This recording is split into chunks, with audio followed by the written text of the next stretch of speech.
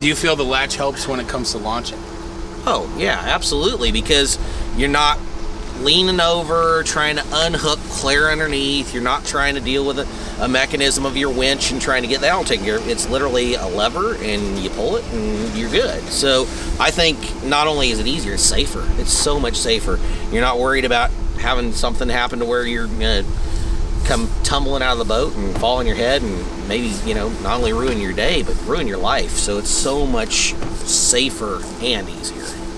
Do you think that having an automatic latch is actually beneficial from a roller?